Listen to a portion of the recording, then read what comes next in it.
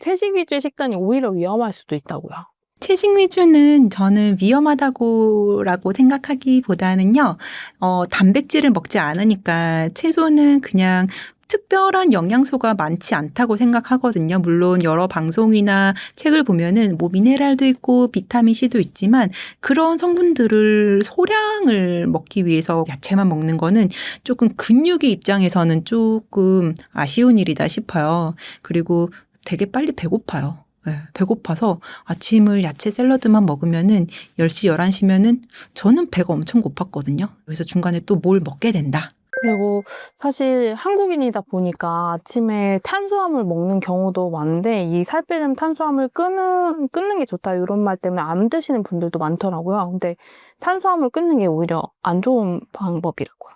네. 탄수화물을 끊는 사람들을 보면은요, 꼭 아파요. 면역력이 떨어져서, 제가 다이어트 코칭을 좀 3년 전부터 주변 사람들과 함께 뭐 5명, 3명씩 모아다가 계속적으로 했었는데, 제가 가이드를 드려도 말 안 듣고 꼭 마음대로 하시는 분들이 있거든요. 그러면은 열심히 빼고 싶어서 탄수화물을 끊으세요. 그러면은 체중은 급격하게 감소하는데 한 3, 4kg 빠지고 나서부터 몸살이 생기고 헤르페스가 올라오고 방광염이 생겨요. 그래서 특히 위고비 하시는 분들이 아예 음식을 끊어버리고 식사량이 작아지면서 우리가 먹어야 되는 영양분도 안 먹게 되니까 면역력이 떨어지니까요. 엊그젠가 외국에서 오신 분이 해외에서 위고비로 살을 빼다가 국내에서 위고비를 처방받으러 오셨는데 물어봤어요. 제가 위고비 맞고 살 얼마나 뺐냐, 근육 빠진 거 아니냐 했더니 잘 모르겠대요. 그래서 제가 요새 위고비 맞으면서 살을 빼니까 근육이 빠져서 그리고 탄수화물을 아예 안 먹은 분들이 생기다 보니까 면역력이 떨어져서 헤르페스도 올라오고 방광염도 생기고 심지어는 뭐 폐렴도 가는 경우를 봤다고 했더니 깜짝 놀라면서 아니 자기가 살을 이렇게 빼고 나서 방광염 헤르페스가 다 왔다는 거예요. 그래서 병원에 물어봤더니 그냥 이거 약 먹으면 된다고 했는데 본인은 평생에 그런 병을 걸려본 적이 없는데 살 빼고 생겼다고 얘기를 해서 위고비를 맞기가 무섭다고 하시더라고요. 근데 사실 위고비의 문제가 아니라 그거는 음식이 너무 적게 들어오고 또 탄수화물 양도 확 줄다 보니까 면역력이 떨어진 거여서 뭐 위고비를 맞든 뭐를 하던 단백질과 뭐 비정제 탄수화물을 잘 챙겨 먹어도 면역력 잘 유지되거든요. 나이 들어서 보통 살찌니까 나이 들어서 안 걸리던 병들이 생기기 시작하면 참 사람이 서글퍼지는데 아프면은 일단 눕잖아요. 운동이 안 돼요. 그리고 아플 때는 빨리 회복을 해야 되니까 또 식사를 거하게 차려 먹고 주변 사람들이 막 계속 먹여요. 그러면은 다시 요요가 와요. 그러면 또 우울해지. 제가 계속 그랬어요. 열심히 살 빼고 몸살 나고 진통제 먹고 회복하고 열심히 살 빼고 진통제 먹고 회복하고 하다 보니까 안 빠지는 거예요. 그래서 제가 항상 다이어트 할 때 다이어트는 아프면 망한다. 제발 아프면 안 된다. 그래서 다이어트 할 때 비타민 C, 비타민 B, 글루타치온 이런 것들 영양제를 되게 잘 챙겨 먹으라고 해요. 음식이 확 줄기 때문에 분명히 그 음식들로 받을 수 있었던 영양분들이 다 좀 소실이 되거든요. 근데 그런 거를 안 챙기다 보면은 근육도 빠지고 머리도 빠져요. 탄수화물 먹어야 된다고 이렇게 들으면 바로 이제 그럼 밥, 빵, 면 이런 거 먹어도 되냐 이렇게 물어보실 것 같은데 그런 건 괜찮은가요? 저는 제일 처음에 탄수화물이 2종류가 있는 줄도 몰랐어요. 근데 탄수화물이 나쁜 놈이 있고 착한 놈이 있어요. 막 이렇게 잘 빻아서 예쁘게 만든 것들을 정제 탄수화물이 나쁜 놈이에요. 자연에서 잘 얻어낸 이런 것들은 좀 좋은 탄수화물이에요. 좋은 탄수화물을 비정제 탄수화물이고 정제 탄수화물은 곱게 갈은 정제된 탄수화물이죠. 곱게 갈면은 흡수가 쫙 되면서 혈당이 쫙 오르겠죠. 근데 비정제 탄수화물은 거칠어요. 정제를 하지 않은 그러니까 뭐 통밀빵, 호밀빵, 요새 파리바게뜨 가보니까 블루라벨로 분류를 해서 되게 고르기 쉽게 만들었더라고요. 그래서 그런 빵들은 드셔도 괜찮아요. 점심 저녁에 거기다가 파스타 종류도 통밀로 만든 파스타 있거든요. 제가 봤더니 듀럼밀 파스타가 통밀로 만들어졌고 이런 비정제 탄수화물들이 글라이세믹 인덱스라고 하는 GI 인덱스들이 훨씬 낮아요. 그러니까 우리 몸에 들어왔을 때 얘를 소화시키려고 되게 여러 단계를 거치다 보니까 기초대사량도 늘 뿐 아니라 혈당이 천천히 올라요. 근데 정제된 애들은 너무 곱게 갈리니까 몸에서 확 흡수돼서 혈당을 쭉 올리니까 얘가 훨씬 나쁜 놈이죠. 그러면은 탄수화물을 잘 챙겨 먹어야 되면은 얘를 먹는 게 아니고요. 정제되지 않은 저는 아예 밥 대신 고구마 먹으라고 그래요. 그래서 좀 타이트하게 단순화 시키려면 밥 대신 고구마 주먹만큼 주먹 한 개나 한 개 반만큼만 드시고요. 좀 고구마 물린다 하면은 오트밀도 괜찮고요. 오트밀도 맛이 없다 하면은 듀럼밀 파스타로 뭐 올리브유 해가지고 파스타 만들어도 괜찮고요. 단호박, 호박, 애호박 전부 다 비정제 탄수화물이거든요. 그래서 한번 쳐보세요. 어떤 게 비정제 탄수화물인지 그중에서 밥 대신 얘를 골라 먹으시면은 살이 잘 빠져요. 근데 약간 밥을 되게 갈망하시는 분들이 어떤 거 물어보냐면은 곤약밥 그리고 현미밥 이런 거 얘기하시는데 곤약밥은 진짜 공갈빵인 것 같아요.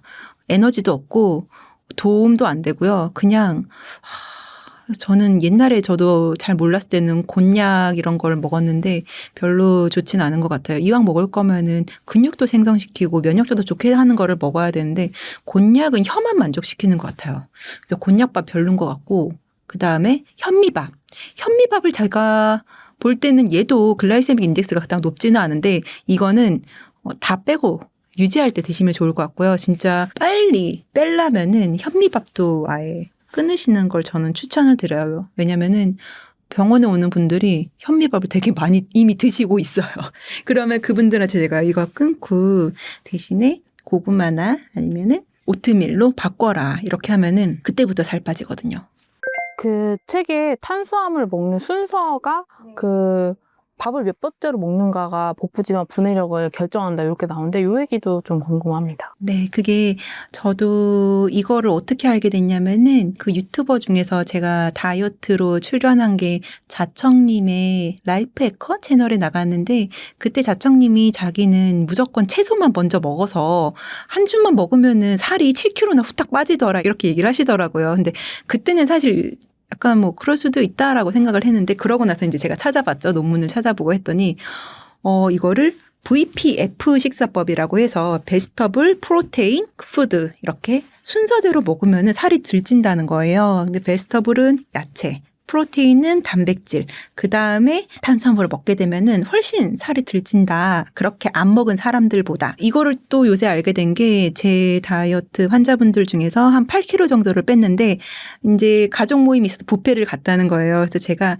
무조건 야채부터 많이 먹고 고기 먹고 마지막에 밥을 조금 먹으라고 했더니 약간 두려운 마음도 있었는데 그때 뷔페를 가서 야채부터 일단은 먹고 그다음에 고기랑 뭐 해산물 먹고 마지막에 이제 뭐 떡볶이나 밥 같은 걸 먹었더니 혈당이 스파이크를 안 치고 천천히 올랐다가 내려갔다는 거예요. 그래서 그분이 살이 안 쪘어요. 그 뷔페를 가서도 그거를 본인이 처음 느낀 거예요. 이제 그렇게 되면은 이제 앞으로 뷔페 갈 때마다 그 순서만 지키면은 마음껏 뷔페를 즐길 수 있는 거죠. 보통 다이어트 하면은 뷔페 잘 못 즐기잖아요. 여행 가서도. 근데 이렇게 뭔가 순서를 알게 되면은 어디 여행 가서 그냥 아니면은 회식 있을 때도 야채 있으면은 야채부터 먹고 그다음에 뭐 계란 먹고 고기 먹고 마지막에 밥 조금 먹고 하면은 조금은 버퍼가 돼서 좀 살이 덜 찔 수 있다. 그래서 과학적인 근거는 섬유소 안에, 채소 안에 있는 섬유소가 혈당을 오르는 거를 약간 막아준다고 되어 있더라고요. 그래서 이런 채소 안에 있는 파이버들이 이제 혈당 상승을 막아준다. 그래서 저도 요새는 점심 때 병원 식당을 가면은 항상 채소가 나오거든요. 옛날에는 그냥 늦게 먹었는데 요새는 그냥 채소부터 위벽에 발라버려야지라는 생각으로 그냥 의도적으로 먹고 있어요. 그 또 책에 재밌는 게 라면이 그래도 먹고 싶다면 우유를 먼저 먹으라고 하셨는데 그 이유가 뭔가요? 아무래도 우유를 먼저 먹게 되면 우유든 물이든 사실 먼저 배를 채워놓고 먹는 원리도 있고요. 우유를 먹게 되면은 그래도 조금은 좀 덜 붓는 효과 그리고 우유 안에 있는 좀 칼륨 이런 것들이 좀 붓기를 막아주죠. 왜냐면은 그 라면 안에는 나트륨이나 그런 것들을 중화시킬 수 있고 그리고 하나의 팁은 그 라면을 끓일 때 그 스프 있잖아요. 그 스프를 다 넣는 게 아니고 조금만 넣고 대신에 파랑 다른 재료들을 많이 넣어서 그 스프 대신에 넣어서 양념을 직접 만들어서 먹으면은 조금 낫고 거기다가 치즈를 넣어 먹으면은 조금 더 낫다고 되어 있더라고요.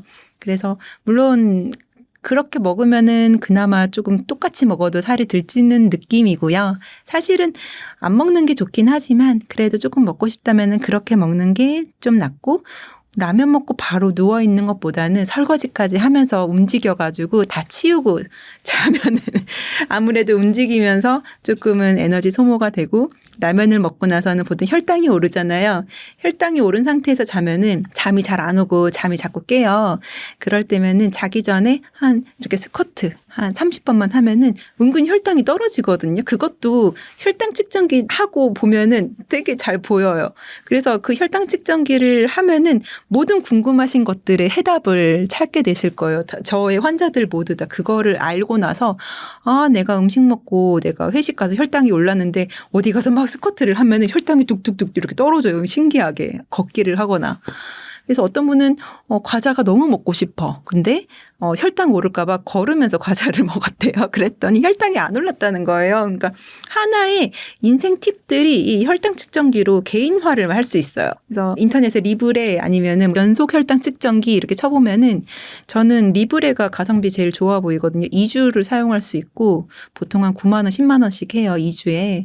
그러면은 그거 달고 내 몸을 들여다보는 거죠. 점수화를 해서. 그래서 어떤 걸 먹으면은 점수가 확 높게 나오고 나의 비만을 확 높이게 하는 그 범인인지를 얘를 통해서 2주간 추적 관찰할 수 있어요.